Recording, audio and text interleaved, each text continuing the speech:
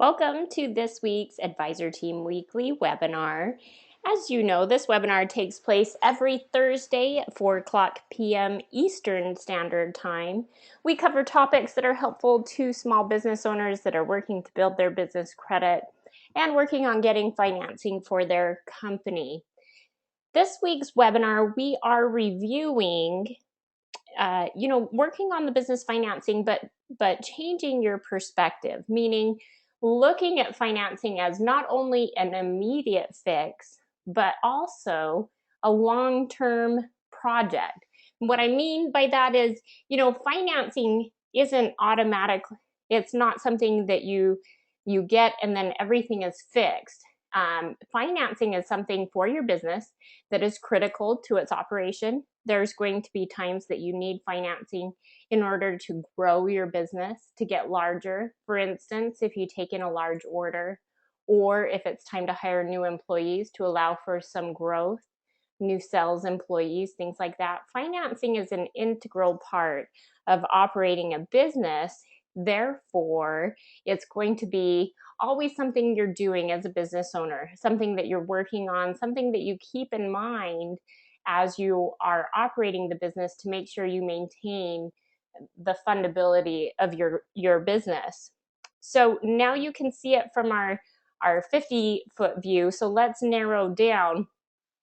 As a business owner, yes, you always have to be involved in the financing of your business and looking at that big picture, realizing that that loan you got does not close the door. You're likely going to have to get financing again, and you've solved that immediate problem, but it's going to continue to come up as something that you need to do for your business. When you change your point of view to realizing it, it allows you to make sure you're prepared for the next time you go to get financing. It was interesting, as I was a banker before I started consulting, a small business lender, and it was very common for a small business owner to come into my office in need of funds, and you can see the look of frustration in their eyes, and I wanted to help them get that financing. Unfortunately, they waited too long. They typically waited until they really needed it, till they were hurting, and then they would apply for the financing. Even though I had talked to them 6 months prior, set everything up for them as far as the operational side of their business, I presented financing at that time and they didn't go for it. But now, 6 months down the road, they were in front of me at my desk and they needed that financing. After having that experience multiple times, I started disclosing before a business owner would leave my office, look, let's apply for financing now because you will be back and it will be in a situation that you don't want to be in. By then, you'll have probably shopped around or you have hurt your personal credit because you ran up those credit cards and so on. And so I took this new approach where I would educate the small business owner on looking at financing in a big picture rather than solving the immediate need. The immediate need for financing, which was a fire that they were putting out. And that's something that I put in the information about this webinar, that as small business owners, we're often pulled into just putting fires out, but we have to challenge ourselves to step back and actually focus on preparing for the financing, being proactive, and doing those things we need to do to make us as fundable as possible. Okay, so let's talk about taking those steps. Now, you are all in the business credit building program, so you're a step ahead of most business owners. Let's look at what you can do to be proactive when it comes to your financing. All right, so this is the Business Finance Suite, and you guys are all used to this system. And as we're going through this, feel free to enter questions. Being proactive means that you increase your credibility. And that's what we review a lot in step one, things like the business name, address, phone number, EIN, bank account, getting a website, email. Though they may not be things you can take care of right away, a website may come down the road as you grow your business, but you are aware that that is something that creditors like to see, that it improves your credibility, and you're going to continue to work in that direction. So we do a great job in step one talking about one way that you can improve your fundability, improve your big picture of finance instead of just putting out those fires. The next item in step two is we look at that immediate picture. Okay, so in step two, you answer basic questions about you and the business, and this helps us understand where the business is right now. Like I said, a lot of times a customer will come to the lender a little too late when they really need those funds. Well, as a lender, remember we've talked about many times thinking like a lender. As a lender, you look at that and you see that they're desperate for the funds, and that's already a red tick against them, meaning they must not be solvent. Do they have the money to pay me back? What are they going to do with these funds? What are they going to do when these funds run out? You know, these are questions that bankers are asking themselves. It's much better to get that line, that loan, those credit cards before you actually need them, and especially before you go finance shopping. That's the benefit of this program, is that we can map out, hey, here are your immediate options. Here's what you can do to qualify yourself for the others. This way, you don't have to go finance shopping. What does it do when you go finance shopping? A lot of times you're offering your personal guarantee, and it racks up those inquiries, which can hurt you when you do visit that bank that can offer you the financing you need. When you finally stumble upon them, you've got all these inquiries, and they can see that you've been out finance shopping. Inquiries can get you declined. A lender sees those and they think to themselves, look, they have been out finance shopping, which means they really need these funds. And I don't know what credit is pending. And there's risk in that because I don't know what kind of financing they've already got. It hasn't had enough time to report. Therefore, the lender is no longer as comfortable as they would be. Now, when they start to see 6 inquiries in the past 6 months, that becomes increasingly a concern to the lender, and that's when we start seeing declines. So you want to not finance shop. You want to talk with your business credit advisor team and let them map out, hey, here are your best options right now, and here's the bank that is likely going to give you the most amount at the best terms without asking for those tax returns or financial statements and making you jump through a bunch of hoops. Now, sometimes the financing you want does require those things, especially a line of credit. Notoriously, banks are going to ask for those tax returns, financial statements, but if you have them, the cost of that financing can be lower. A good alternative to lines of credit are business credit cards. The approval amount are typically about the same. They go through the same underwriting process, which they mimic the business owner's highest credit revolving limit on their personal credit. Now, so you can see the benefit of a credit card is you don't have to supply the financial statements and tax returns, but you may get an approval that's right around the same amounts. There's other pluses and minuses to each product, but this is what we do, is we help you see the differences and help you make the choice that's best for your business. Okay, so we're talking about, looking at the big picture. Yes, we want to put out that immediate fire, but we also want to be proactive in the future. So you answer these questions in step 2 so we can start that profiling that takes place, and we map out so you have a good idea, hey, this is what my business can do right now, and this is what I can do to qualify for more financing down the road.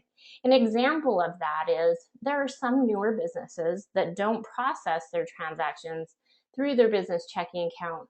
They're just putting it through the personal checking account because it was convenient. Well, what they're doing is they're foregoing some finance options by doing that.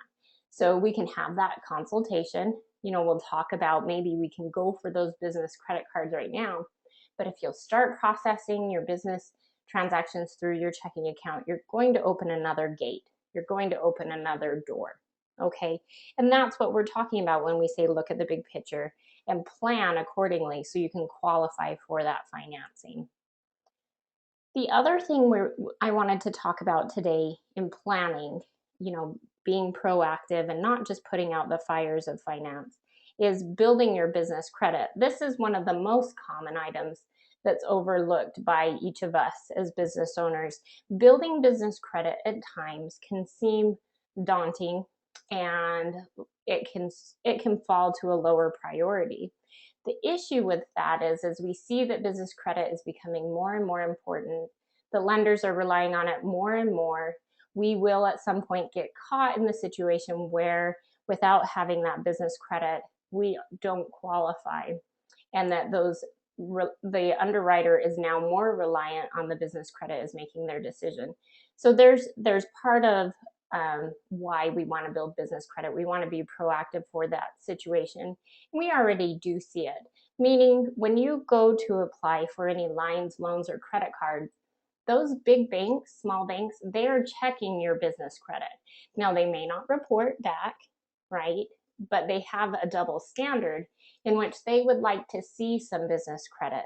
Now, when I was a banker, we did verify the business credit, specifically looking at the business name, address, phone number, contact information, the ownership names, their titles, if there's stock in the company, like, what type of building is it? Do they have employees?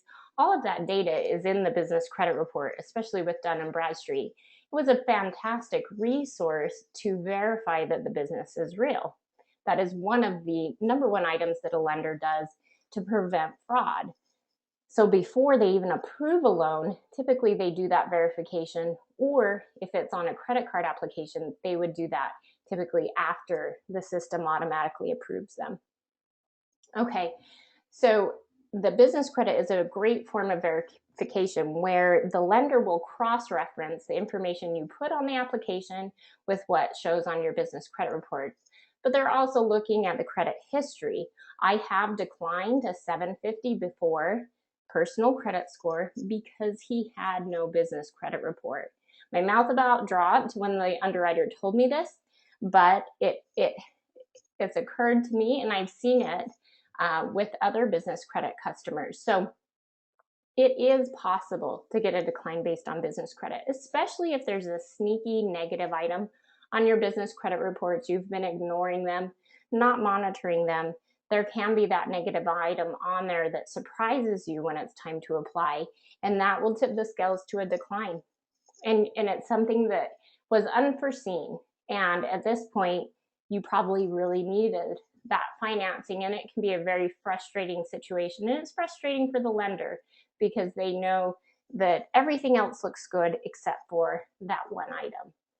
So we've talked about, that surprising negative item. We've talked about how the lender verifies with your business credit report. We haven't talked about how the meat and potatoes of your business credit report can help, though. So yes, lenders are looking at the business credit report for the verification and negative items, but they also look at the positives, and it can tip the scales to an approval.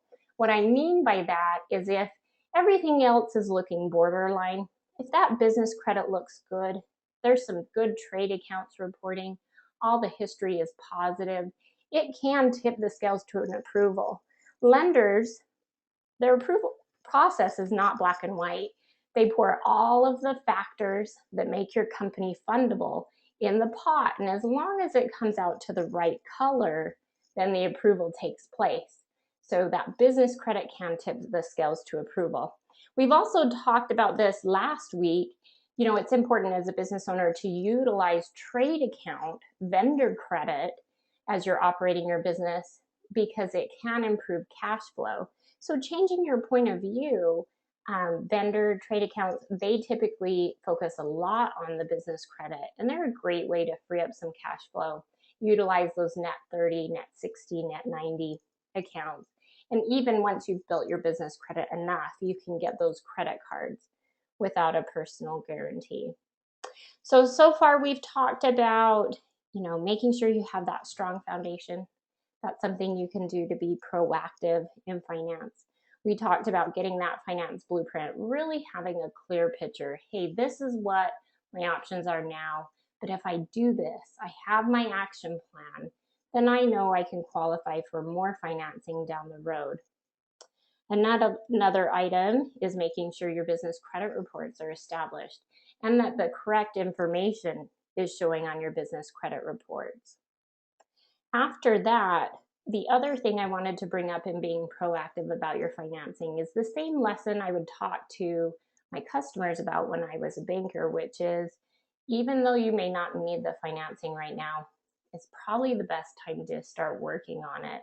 Of course, I'm not talking about getting loans and paying interest on them already, but getting those business credit cards, those lines in order so that when you need them, they are there. We've talked about in the past, having a backup merchant account in case your account ever gets shut down. Well, the same thing applies on your financing. Having those lines, having those credit cards there as a backup is a great way to prevent that fire from coming in the future. Another way that you can be prepared for financing, we've already talked about, which is understanding your finance blueprint. Things like, your accounts receivable. A lot of AR finance companies will not collect on those over 90 days. So knowing that, you're not going to let your accounts receivable go past that point. So really understanding your market, your industry, understanding the finance products better is going to help you make sure you stay within those boundaries that make you fundable. When you get a purchase order, making sure that it comes through correctly, the way a lender likes to see it, that it's credible, and that it's something that they can rely on, that it's coming from a company that they can bank on and give you financing. Getting a letter of credit that's credible, making sure that comes through, that it's not handwritten off of somebody's desk, that it's something that a lender actually will take. Looking at your retirement accounts and not cashing them out because that might hurt you as far as your retirement goes and your liquidity, but just using a lender that will lend based on those values, but not so much take them as collateral or have you liquidate them. So there's several different ways, to look at lending with a more clearer eyes and really be prepared and be proactive. And that's the message that I wanted to share today. I don't see any questions coming through. I hit a lot of the questions that typically come up as we discuss this topic. I'm thankful for each of you joining us today. As you know, the advisor team is always here to help. They're a great resource to help you as you're trying to be proactive and take control of the business finance side. Now, the business finance suite, that is our goal, is to help you wear that finance hat. As a business owner, it's exhausting and you're just putting those fires out. And that's what we're trying to do, is alleviate those fires, help you be proactive, and help you towards success. So the advisor team is a fantastic number to have on speed dial. Their phone number is 800-497-0499. You can also send them an email, advisor@businessfinancesuite.com. Make sure you're working through your steps, logging into the program, going step by step, reviewing the information, and taking that information into your knowledge database so that you can continue to learn and grow and operate your business more effectively. Thank you all for joining me today. Join us again next week as we cover another topic, and feel free to call or email the advisor team with any other questions. Have a great day.